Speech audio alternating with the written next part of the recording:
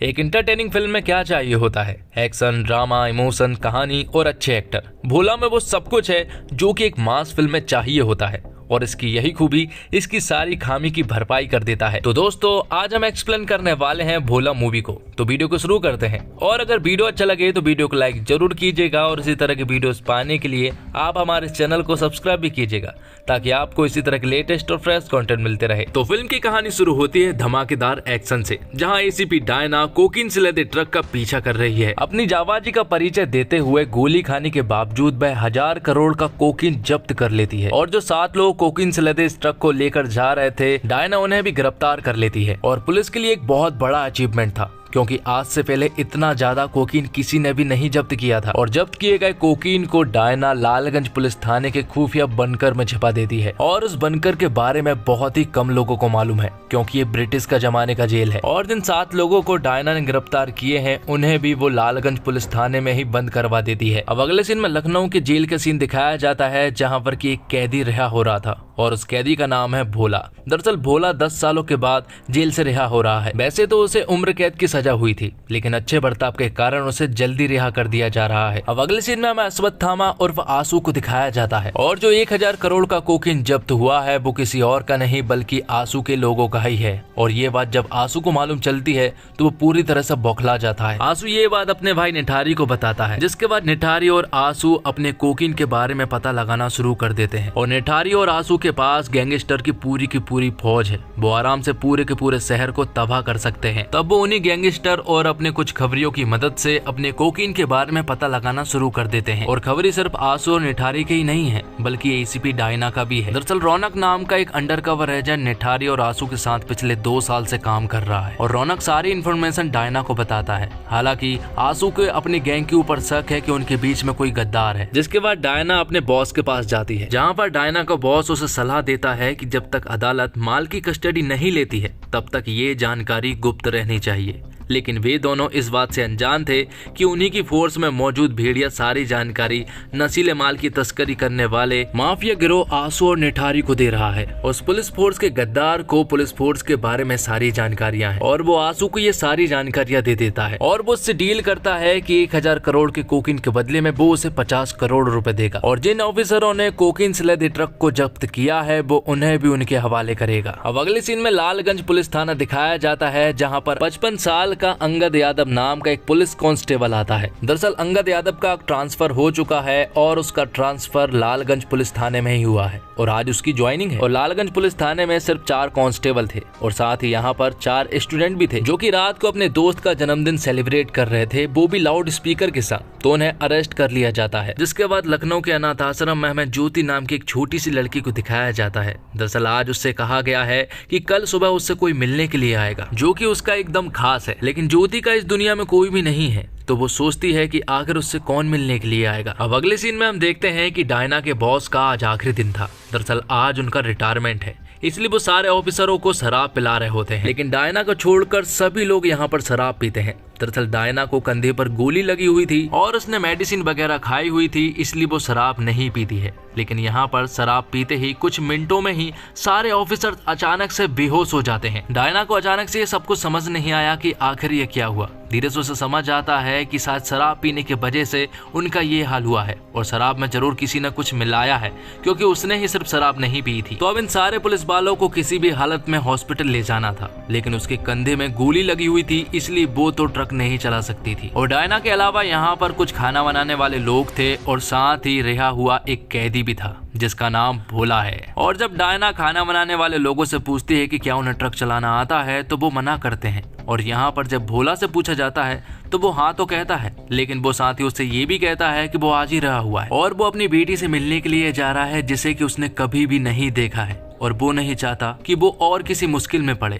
जिस पर कि डायना उससे कहती है कि तुम्हारी इस छोटी सी मुश्किल की वजह से 40 घर के बच्चे अनाथ हो सकते हैं और इन सारे ऑफिसर्स को 5 घंटे के अंदर हॉस्पिटल नहीं ले जा सके तो ये 40 के 40 ऑफिसर मारे जाएंगे। डायना की ये सारी बातें सुनने के बाद भोला डायना की बात मान जाता है, जिसके बाद सारे 40 ऑफिसरों को ट्रक के अंदर डाल दिया जाता है और खाना बनाने वाला करची नाम का आदमी उनकी मदद भी करता है। साथ ही वो सारे रूट जानता था, इसलिए उसे भी वो लोग अपने साथ ले जाने लगते हैं। यहाँ दूसरी तरफ आंसू प्लान बना रहा होता है कि वो 40 ऑफिसरों को किसी भी हालत में मारना है, क्योंकि आंसू की ही ये सारी प्लानिंग थी और उनकी शराब में उसी ने ही नशीले पदार्थ मिलवाए थे, जो कि हमारे देश में पूरी तरह से बैन है। ये बात जब रौनक को मालूम चलती है तो वो तुरंत ही डायना मैडम के पास कॉल लगाता है और ये सारी बातें बताता है। रौनक डायना मैडम को बताता है कि जब आप लोग हॉस्पिटल जाएंगे तो आप हाईवे से नहीं जाइएगा, क्योंकि आंसू आपके ऊपर अटैक करवाने वाला है। लेकिन उसी ट्रक के अंदर 40 ऑफिसरों में एक ऑफिसर ऐसा भी था जिसने की शराब नहीं पी थी, जो कि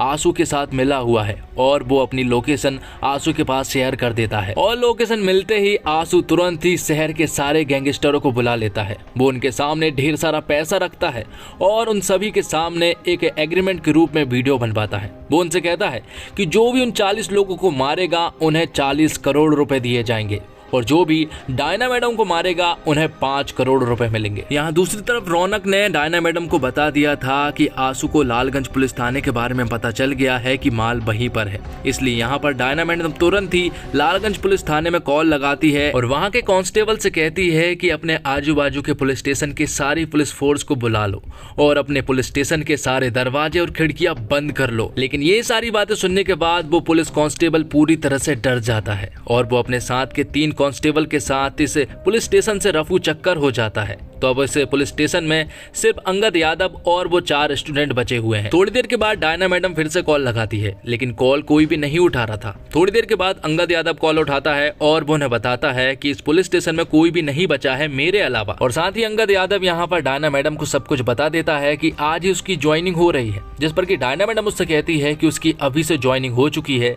और वो उस पुलिस स्टेशन का इंचार्ज है, तो मैं तुरंत ही अभी के अभी सारे दरवाजे और खिड़कियां बंद करने हैं। यहाँ लखनऊ के अनाथ आश्रम में ज्योति को किसी तरह से अपने पिता का नंबर मिल जाता है, लेकिन उसे मालूम नहीं था कि ये आदमी कौन है। बस उसे मालूम था कि ये आदमी उसे मिलने के लिए आ रहा है और ये उसका नंबर है, इसलिए वो कॉल लगाती है और यहाँ पर भोला उससे बात करता है। लेकिन भोला जब उससे बात कर ही रहा होता है कि तभी अचानक से कुछ बाइकर्स यहाँ पर आते हैं और वो लोग भोला के ट्रक पर हमला कर देते हैं और उसके पूरे ट्रक को आग लगा देते हैं। यहाँ पर वो कई सारे बाइकर्स थे जो कि उसके ट्रक का पीछा भी कर रहे थे, लेकिन तभी बहादुरी के साथ भोला बाहर आता है और उन बाइकर्स का सामना करता है।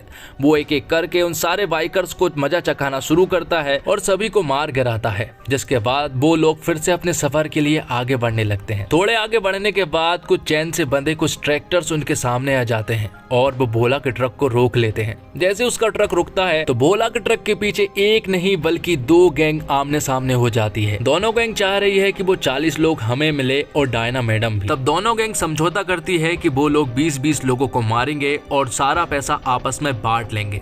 लेकिन यहाँ पर थोड़े आगे बढ़ने के बाद उनका सामना होता है भोला से और भोला उन्हें ऐसा मजा चखाता है कि वो लोग देखते रह जाते हैं, क्योंकि भोला उन्हें सिर्फ मार नहीं रहा था बल्कि भोला उन्हें जान से मार रहा था। और डायना मैडम भी भोला का साथ दे रही थी। जो भी ट्रक पर चढ़ने की कोशिश करता डायना मैडम उन्हें गोली मार देती। और यहाँ पर आंसू को मालूम चल गया था कि लालगंज पुलिस थाने में उनका माल है, इसलिए वो सारे गैंगस्टर को लेकर लालगंज पुलिस थाने में पहुंच जाते हैं, जहां पर कि वो चिल्ला कर कहते हैं कि उनके पास सिर्फ 5 मिनट है और अगर 5 मिनट के अंदर वो लोग बाहर नहीं आए तो वो इस पूरे के पूरे जेल को जला देंगे। तो जेल के बाहर जो भी हो रहा था अंगद यादव ये सारी बातें डायना मैडम को बताता है। डायना मैडम यहाँ पर उनसे कहती है कि जेल में ही उनके 7 लोग बंद हैं, उनसे मेरी बात कराओ। और जब यहाँ पर डायना मैडम की बात उनसे कराई जाती है तो डायना मैडम उनसे कहती है कि उनका माल उनके पास नहीं है। वो लोग आंसू से कहते हैं कि हम तुम्हारे 7 लोगों को छोड़ रहे हैं। आंसू तो यहाँ पर अपने माल के लिए आया था, लेकिन जब उसे मालूम चला कि उन 7 लोगों में उसका बड़ा भाई भी है तो वो इस डील के लिए तुरंत ही मान जाता है। तब ये लोग लॉकअप का गेट और पुलिस स्टेशन का गेट दोनों ही खोलने लगते हैं।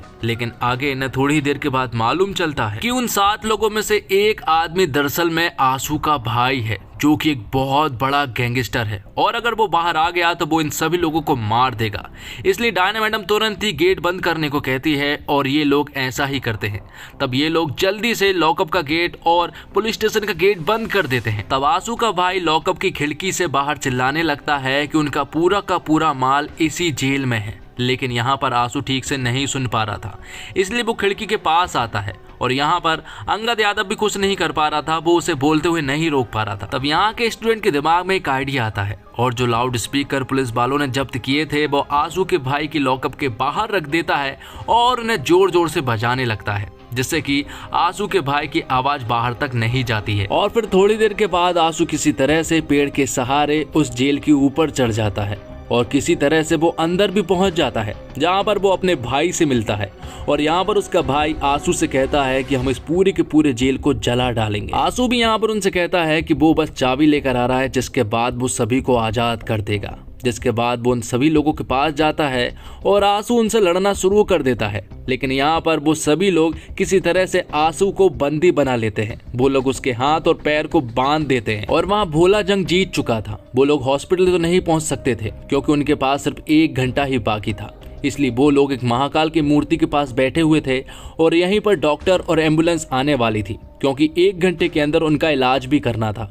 इसलिए वो लोग यहाँ पर बैठकर उनका इंतजार कर रहे थे और यहीं पर भोला के साथ करची भी बैठा हुआ था और वो यहाँ पर भोला से उसकी पास्ट की स्टोरी पूछता है, जिस पर कि भोला उसे बताता है कि वो एक लड़की से बहुत प्यार करता था। भोला यहाँ पर करची को अपनी पूरी की पूरी लव स्टोरी सुनाता है और वो उससे कहता है कि एक आदमी की वजह से हम दोनों की जिंदगी बर्बाद हो। और जेल में उसे मालूम चला था कि उसकी जिंदगी तो चली गई, लेकिन उसने अपनी एक छोटी सी जिंदगी एक अनाथ आश्रम में छोड़ गई। और यहाँ लालगंज पुलिस थाने में चेतन अपनी एक दोस्त से बात कर रहा होता है, तभी अचानक से आंसू के लोग खिड़की से उसका गला दबाकर उसकी जान ले लेते हैं। और ये सब देखकर अंगद यादव का दिमाग पूरी तरह से खराब हो जाता है और वो यहाँ पर एक हथौड़े से आंसू की जान ले लेते हैं। यहाँ दूसरी तरफ एम्बुलेंस आ चुकी थी और वो सारे पुलिस वालों को यहाँ से ले जा लेती है, लेकिन थोड़ी ही देर के बाद यहाँ पर आंसू का भाई आ जाता है, वो भी ढेर सारे गैंगस्टरों के साथ। वो यहाँ पर आते ही भोला को बुरी तरह से मारना शुरू कर देते हैं, जिसके बाद वो यहाँ पर डायना मैडम को भी बुरी तरह से टॉर्चर कर रहे थे।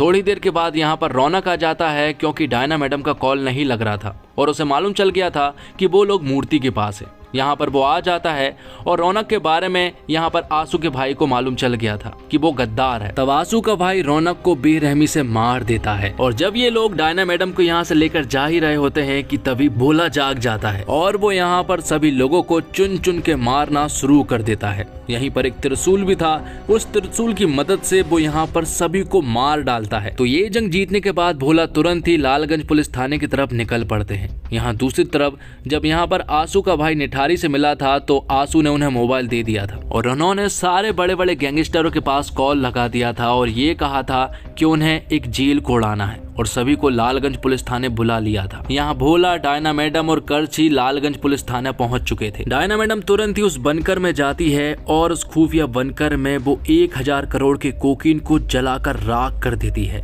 और यहाँ दूसरी तरफ भोला तुरंत ही अंगद यादव और स्टूडेंट के पास जाता है, उन्हें वो सही सलामत उस जेल से बाहर निकलवाता है और उस खुफिया बंकर में उसे एक मशीन गन भी मिलती है और उस मशीन गन को चलाना वो जब शुरू करता है तो यहाँ पर वो जेल के बाहर तबाही मचाना शुरू कर देता है और शहर के सैकड़ों गैंगस्टरों की लाशें बिछा देता है। भोला इन सभी को मारने के बाद सबसे पहले वो अपनी बेटी से मिलने के लिए जाता है। उसकी बेटी का नाम ज्योति है। ज्योति यहाँ पर जब अपने पिता को देखती है तो वो बहुत ज्यादा खुश हो जाती है क्योंकि ज्योति ने आज से पहले अपने पिता को कभी भी नहीं देखा था। उसे तो मालूम भी नहीं था कि उसके पिता भी हैं। और फिल्म के लास्ट सीन में हमें एक बहुत बड़ी शिप को दिखाया जाता है जिसमें कि ढेर सारे विलन्स थे और यहीं पर हमें इनका बॉस दिखाया जाता है जिसका रोल प्ले किया है अभिषेक बच्चन ने और अभिषेक बच्चन को बताया जाता है कि भोला अभी जिंदा है। तो दोस्तों, निर्देशक के रूप में अजय देवगन पहले ही सीन में धुआंधार एक्शन दृश्यों से फील का टोन सेट कर देते हैं। कहानी एक रात की है और काली अंधेरी रात में एक्शन की तीव्रता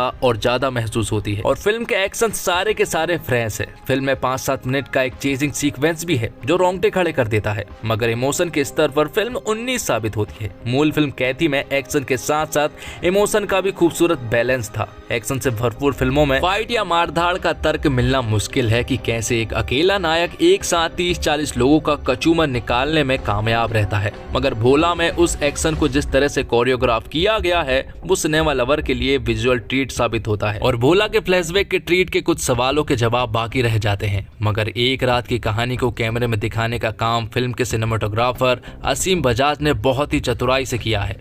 कैमरा एंगल्स में भी उन्होंने कई एक्सपेरिमेंट किए हैं। कई क्लोजअप शॉट्स और एक्शन सीक्वेंस को स्क्रीन पर दिखाना ट्रीट जैसा साबित होता है। और अजय देवगन की फिल्म भोला तमिल फिल्म कैथी का रीमेक है। ऐसे में फिल्म की कहानी कैथी से काफी मिलती जुलती है, लेकिन पैन इंडिया ऑडियंस की पसंद को दिमाग में रखते हुए मेकर्स ने इस फिल्म में मनोरंजन का तड़का लगाते हुए कई बदलाव किए हैं। अजय देवगन ने फिल्म में शामिल एक्शंस को बिल्कुल नए अंदाज में पर्दे पर पेश किया है। आजकल फिल्मों में हॉलीवुड या साउथ से प्रेरित एक्शन सीन्स देखने को मिलते हैं, लेकिन अजय देवगन के डायरेक्ट और डिजाइन किए हुए एक्शन सीन्स बिल्कुल ओरिजिनल लगते हैं। और अजय देवगन कमाल है, ऐसा नहीं है कि वो हर सीन में अपनी हीरोगिरी ही दिखाते हैं। जहां उन्हें अंडर प्ले करना होता है वो करते हैं और यही उनकी खूबी है। अपनी बेटी से बात करते हुए जो इमोशन उनके चेहरे पर आते हैं वो आपकी आंखों में आंसू ले आते हैं। एक्शन सीन्स में वो इतने गजब के लगे हैं कि आप तालियां बजा उठेंगे। तब्बू इस फिल्म की जान है। पुलिस अफसर के किरदार में तब्बू इतनी फिट लगती है कि लगता ही नहीं कि ये एक्टर है, बल्कि पुलिस ऑफिसर ही लगती है। और फिल्म पहले ही सीन में आपको बांध लेती है। और फिल्म हीरो अजय देवगन से नहीं बल्कि तब्बू से शुरू होती है। शायद यही अजय देवगन की खासियत है कि उन्होंने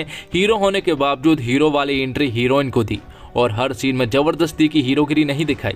एक सीन है जहां अजय देवगन अपनी बेटी से फोन पर बात करते हैं और वो बात नहीं हो पाती। ये सीन आपको आंखें नम कर देती है। फिल्म में कई जगह सीटियां तालियां वाले मूवमेंट्स आते हैं और सेकंड हाफ में भी फिल्म अच्छी पेस से आगे बढ़ती है। गाने फिल्म की कहानी को आगे ले जाते हैं और बोर नहीं करते हैं। एक्शन जबरदस्त है, कई सीन आपको हैरान कर देते हैं। ये एक ऐसा मसाला है जहां दर्शक खूब इंजॉय करेंगे। और फिल्म को अजय देवगन ने खुद डायरेक्ट किया है और इसके लिए अजय की तारीफ करनी होगी। वो जितने अच्छे एक्टर है उतने ही अच्छे डायरेक्टर भी साबित हो रहे हैं। कहां किससे कितना काम करवाना है और कहां खुद को कितना फुटेज देना है, ये अजय बखूबी जानते हैं। ऐसा नहीं है कि खुद ही डायरेक्टर है, खुद हीरो है तो हर सीन में खुद को फिट कर दिया जाए, लेकिन ऐसा बिल्कुल भी नहीं है। अजय ने चुन चुनकर अच्छे एक्टर भी कास्ट किए हैं। तब्बू का किरदार तो कई बार उन पर भी भारी पड़ जाता है, लेकिन यहाँ लगता है कि अजय ने एक्टर की वजह डायरेक्टर होने का फर्ज ज्यादा अच्छे से निभाया है। इसके लिए उन्हें फुल मार्क्स मिलेंगे। और फिल्म में एक्टिंग के साथ साथ डायरेक्शन की जिम्मेदारी भी अजय देवगन ने संभाली है। ऐसे वक्त में जहां लोगों का वर्ल्ड सिनेमा के प्रति एक्सपीरियंस बढ़ा है, वहां साउथ की मशहूर फिल्म कैथी की रीमेक कर लोगों के बीच उसे रेलिवेंट बनाए रखना अजय के लिए बेशक चुनौती भरा रहा होगा। फिल्म में एंटरटेनमेंट का हर वो डोज है जिसकी ख्वाहिश एक सिनेमा लवर को होती है। हालांकि कौन सा डोज किस मात्रा में देना है, इसके बैलेंस में अजय की चूक नजर आती है। नतीजन फिल्म इमोशन से हटकर एक एक्शन ड्रामा तक सीमित होकर रह जाती है। फिल्म में एक्शन सीक्वेंस की अतिरिक्त से भी अतिरिक्त भरमार है। वहीं कैथी फिल्म की खासियत यह थी कि वो इमोशनली अपने दर्शकों को कनेक्ट करके रखती है। एक अकेले भोला का 100 से भी ज्यादा गुंडों से भिड़ना थोड़ा लॉजिक से परे लगता है, लेकिन तर्क यह भी है कि अगर यही काम साउथ की फिल्मों में हो तो सीटियों और तालियों बजने लगती हैं। वहीं हम बॉलीवुड फिल्मों को लेकर थोड़े ज्यादा क्रिटिक हो जाते हैं और अजय देवगन अपनी फिल्मों में कैमरा एंगल के साथ बहुत खेल करते हैं। यहाँ भी उन्होंने ऐसा ही किया है। आप सोचेंगे ऐसे भी कैमरा एंगल हो सकते हैं। सोचिए जिन्होंने एक जगह कैमरे को दाईं और टेढ़ा नहीं किया बल्कि पूरा 90 डिग्री फ्लिप ही कर दिया है। एक जगह ट्रक की स्टीयरिंग के नीचे कैमरा लगाना और ऑब्जेक्ट को फॉलो करवाना वाकई काबिले तारीफ है। और अजय देवगन ने सिर्फ एक्शन फ्रंट पर ही नहीं बल्कि नॉर्मल एक्टिंग में भी बढ़िया काम किया है। एक इमोशन सीन है, वहाँ उनका किरदार भोला अपनी बेटी से मिलने जा रहा होता है। उससे पहले उनके चेहरे पर झिझक रहती है, प्रेम भी है और नर्वसनेस भी। उनके पास वहाँ लाउड होने का ऑप्शन था, पर वो अंडरटोन रहकर ही कमाल दिखते हैं। तब्बू के लिए आईपीएस डायना का किरदार बहुत आसान रहा होगा, क्योंकि वो ठीक ऐसे ही किरदार दृश्यम और कुत्ते में भी निभा चुकी है। एक नंबर काम है। तो निष्कर्ष ये निकलता है कि भोला एक एक्शन फिल्म है और कैथी भी एक एक्शन फिल्म है, लेकिन भोला में आपको जबरदस्त एक्शन सीक्वेंस देखने को मिलते हैं। अच्छी बात ये है कि इन एक्शन सीन्स को कैथी के साथ कॉपी नहीं किया है, बल्कि एकदम फ्रेश एक्शन है। दिक्कत यह है कि कुछ समय बाद भोला एक्शन फिजिक्स के सिद्धांतों के विपरीत हो जाता है, तब फिल्म देख रही पब्लिक की हंसी छूट जाती है। लेकिन सबसे ज्यादा मजा तब आता है जब अजय देवगन दुश्मनों को चेज कर रहे होते हैं और लगातार 5 मिनट सिर्फ मारधाड़ उठापटक हवा में लाते चल रही होती है। इसके बाद जब अजय देवगन त्रिशूल उठाकर गुंडों से लड़ते हैं तो वो मूवमेंट रोंगटे खड़े कर देने वाला होता है। तो दोस्तों, फिल्म में भोला पार्ट 2 के आने की तरफ इशारा किया गया है। फिल्म के लास्ट में पब्लिक को इसका क्लू मिलता है, जिसे जानने के बाद लोगों में एक्साइटमेंट आ जाती है और इसी के साथ ये एक्सप्लेनेशन यहीं पर खत्म होता है। तो दोस्तों, उम्मीद करता हूँ आपको वीडियो पसंद आई होगी। वीडियो पसंद आई हो तो वीडियो को लाइक जरूर कीजिएगा और इसी तरह की वीडियोस पाने के लिए आप हमारे इस चैनल को सब्सक्राइब भी कीजिएगा, ताकि आपको इसी तरह के लेटेस्ट और फ्रेश कंटेंट मिलते रहे। धन्यवाद। जय हिंद, जय भारत, जय श्री राम।